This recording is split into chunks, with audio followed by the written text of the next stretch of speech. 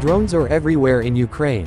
Kamikaze drones zip back and forth across the front lines, and first-person view drones offer up eyes on the battlefield to observers on the other side of the world. But there is a second frontier in the unmanned technology war. Drone designs are changing each and every day, but so are the lesser-known technologies trying to take them down.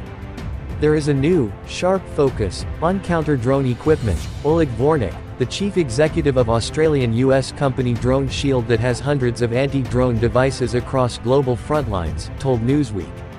"We are seeing a realization that, let me get out my rifle and shoot the drone down, is not an effective strategy, with specialized equipment needed to both detect and defeat," Vornik said.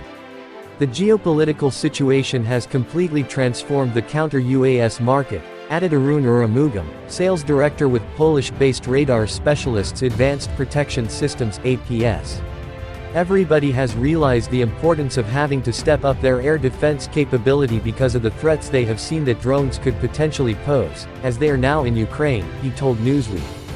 "The war in Ukraine has really opened our eyes tremendously to the importance of drones, and of detecting them," Uramugam added. "Most importantly, people now have an appreciation for just how easy and cheap it is to get hold of a drone and make it a threat.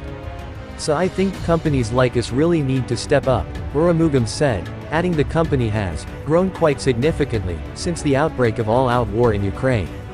"There is no single answer yet, and there probably never will be, for how to take down incoming drones," UK-based drone expert Steve Wright told Newsweek. "The result is that everyone on every side is improvising."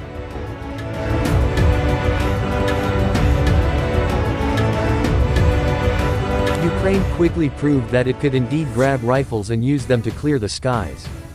Kyiv has wielded its German-provided self-propelled Gepard anti-aircraft guns and large-caliber guns to great effect against low and slow-flying drones, and its missile-based air defense systems frequently take down incoming threats, including unmanned aerial vehicles. But firing missiles in expensive air defense systems to eliminate cheap, disposable drones simply does not make economic sense in the face of a mass attacker swarm. The Beaver attacks on Moscow were a perfect example of this, Wright said. Kyiv repeatedly targeted the Russian capital with domestically made Beaver kamikaze drones this year, some of which dodged Russian air defenses to wreak havoc in the city. The drones were clearly never going to bomb Moscow into submission, but they were very efficiently bleeding Russia of its stock of very expensive missiles intended for supersonic jet aircraft, Wright added. Hence the importance of the counter-drone technology playing an underappreciated but crucial role in Ukraine's war effort. Just like the drones themselves, counter-drone equipment needs to be affordable, Vornik said. But it also needs to be reliable, quick to deploy and spread across wide areas, he added. Both sides have had to bolster their counter-unmanned aircraft systems technology, and it is featured high up on U.S. military aid to Ukraine throughout the almost 20 months of war. Among its more than $43.9 billion of security assistance since last February, Washington has sent an unknown number of Vampire CUAS systems, mobile CUAS laser-guided rocket systems, CUAS gun tricks and other CUAS equipment. Counter-drone technology is diverse. It could mean the anti-aircraft guns mentioned above, but it could also be interceptor drones or hacking into the uncrewed vehicles as they zoom towards their targets, or rely on electronic warfare, and frequently said that the electronic warfare systems have taken out Ukrainian drones. With thousands in Ukrainian skies each month, most of the uncrewed aerial vehicles operated by both sides will be brought down by electronic warfare, according to APS co-founder and chief executive, Maciej Klem. APS, which has systems like its comprehensive counter-drone Sky Central system currently operational in Ukraine, is particularly focused on identifying low, slow and small aerial targets. The technology works to help operators very quickly identify whether an object is a threat, or something far more innocuous, like a bird, Uramugam said. Perhaps among the most notorious of Russia's drones are the Iranian-designed Shahed-131 and Shahed-136 loitering munitions. Often used by Moscow's troops in nighttime attacks, Ukraine has often used large-caliber guns to take them out of the skies. When you find them, you shoot them, Uzi Rubin, of the Jerusalem Institute for Strategy and Security and the Begin Sadat Center for Strategic Studies, previously told Newsweek. However, if you don't see them, you can't shoot them. And mostly you don't see them, Rubin added. Yet these are not the most difficult for counter-drone systems to detect, APS's Clem told Newsweek.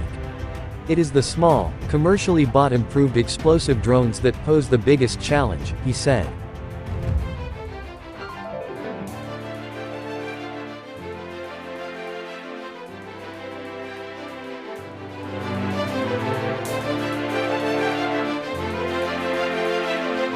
This is the type of drone that is most vulnerable to electromagnetic pulses, which use a quick blast of a very powerful radio system to mess with the communications or onboard electronics of the drone, Wright added.